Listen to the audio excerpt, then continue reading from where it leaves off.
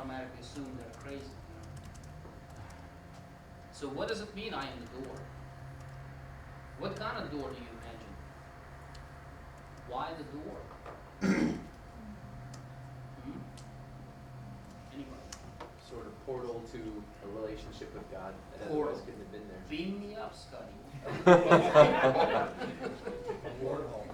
The only Yes. way to get from one room to the other would be a doorway. Given no Okay, windows. all right. Western thinking comes up here. Okay, more. I'm in the west. More. Yes.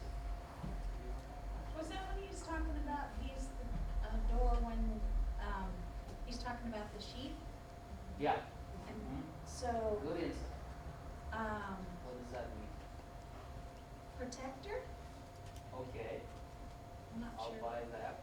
There's a little bit more to it. Where's the 7? Here you have to know Hebrew culture a little bit in order to understand this deeper. Good man, good man. Alex, where's the 7th one?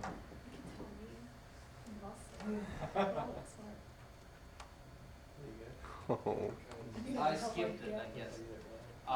When Heresy. in Israel, let's say these are sheep gates. There are sheep behind.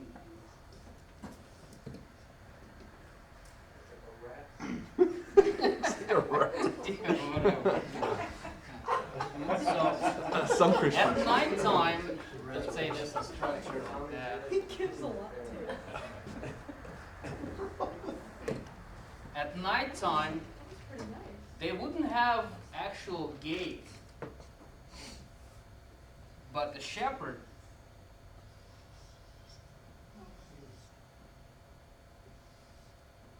would sit in the doorway, protecting the sheep from the wolves that are trying to approach the gate, and not allowing the sheep to go out at night, because sheep cannot see at night very well.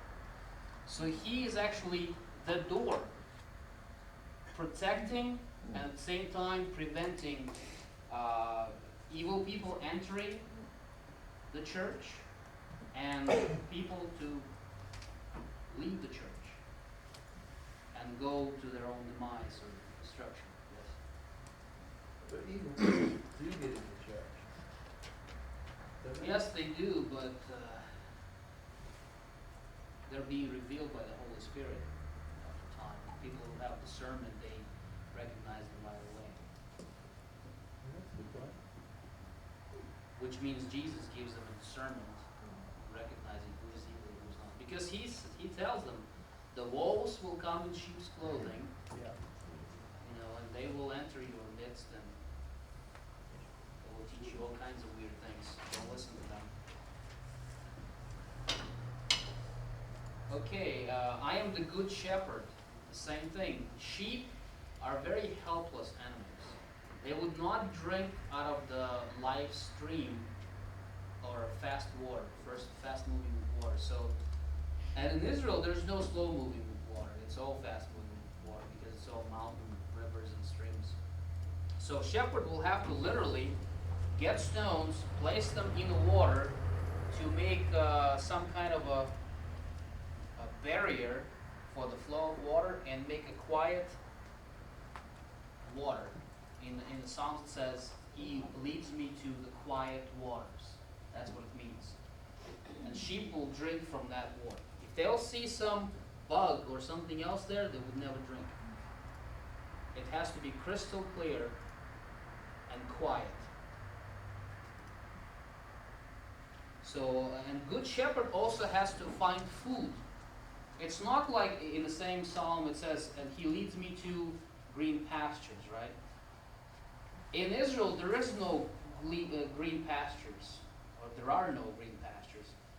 Each shepherd has to know at what time of the day, on which hill, the grass will spring out, because by the end of the day or in the later afternoon, it will wither.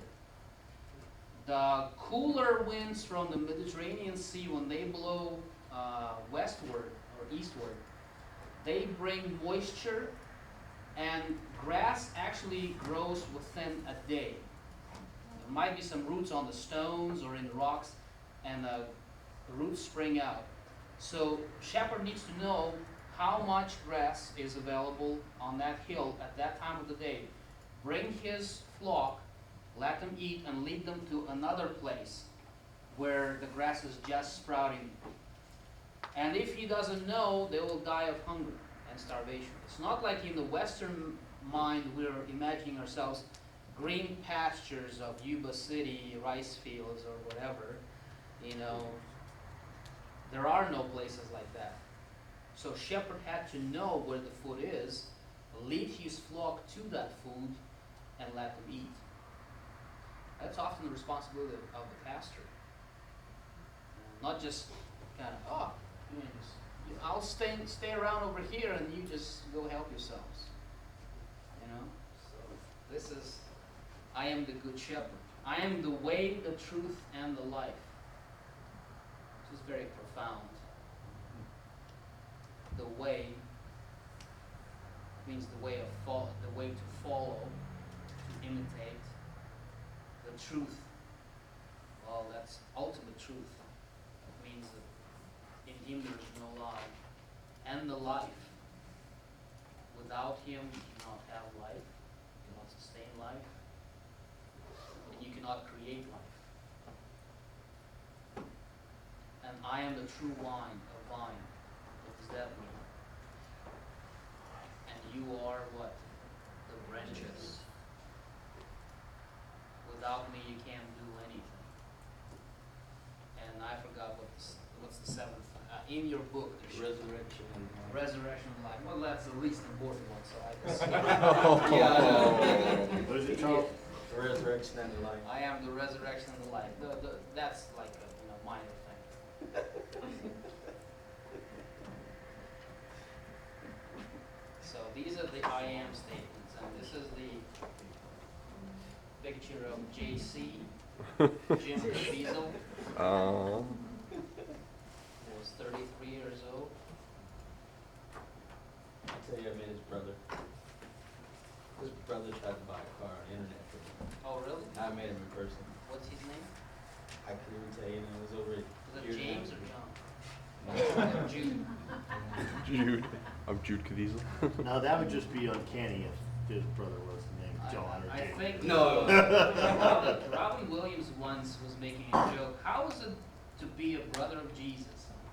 You know, James is probably in the bar and he said, "Yeah, I'm James, the brother of Jesus." Yeah. He would be completely depressed because no matter what he does, nobody would ever be entertained after being a relative of Jesus. So he was making a joke out of it. But he's just like, he's tall, long, dark hair. They live in northern Nevada. Oh, really? Wow. Reno? No.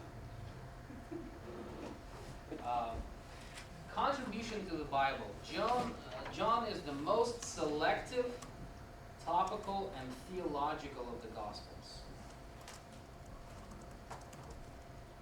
Doesn't go into too many detailed descriptions. Covers up many topics. John uses simple linguistic constructions and avoids the complex sentence structure characteristic of the Pauline epistles. See, Paul uses simpler Greek but sophisticated sentence structure. For example, in Ephesians, first 3 chapters is one sentence. Yes. In Romans, the whole chapter is one sentence, which is very difficult for somebody to keep up with. You don't know where the thought ends and begins. It's just a sentence that's not a paragraph.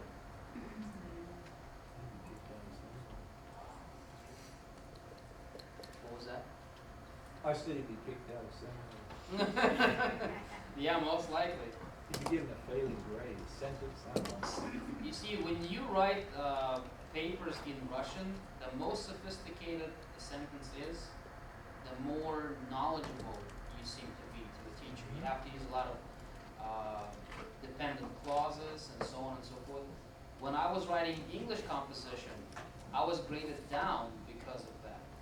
And I didn't understand for a long time, and then the professor told me, well, you should simplify. Because the simpler the sentences, it's easier to keep up.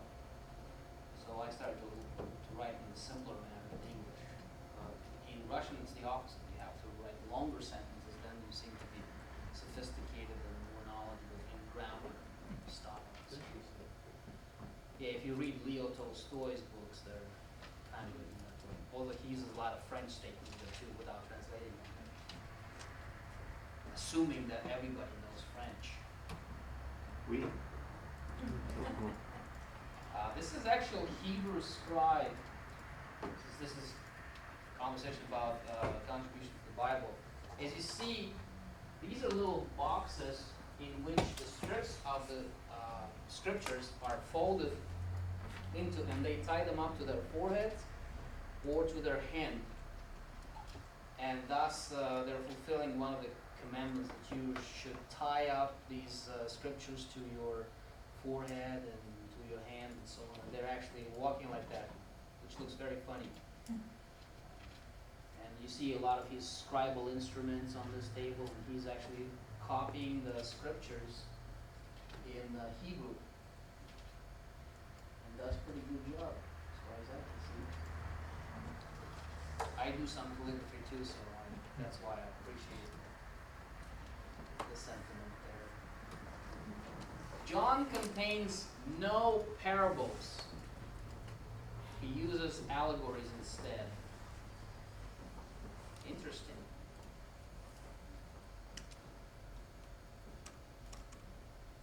Parables always confused me at first when I was reading them. Since there's no clear, there is explanation by Jesus to disciples, but coming from a Western thinking world and into Eastern thinking book, it's not easy to understand the life examples. So I always wanted to know more what they meant. The structure of John's narratives and discourses is tighter and more coherent than that of the other Gospels.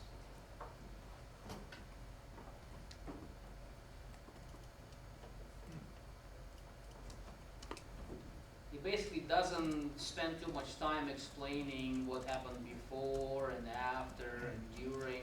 He just goes straight to the point.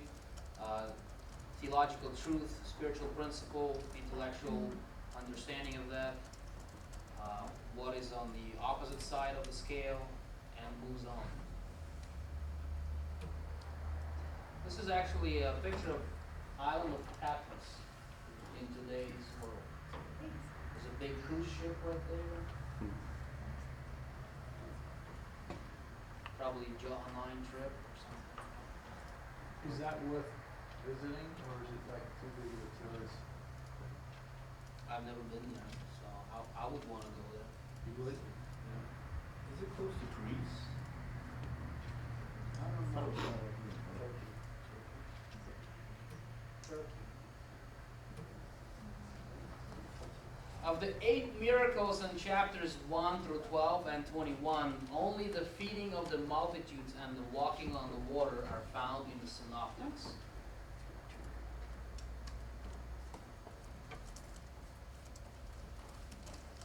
One of the unique features of John's Gospel is the highly theological prologue. That's the one that, and the Word was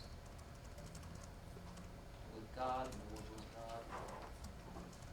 Let's read that. I wanted to hear that whole verse. John 1:1. Which verse? Well, we can use NIV, Just John 1:1. non-inspired version. No, it's fine. I thought it was the really inspired version. Go ahead. No, NASB says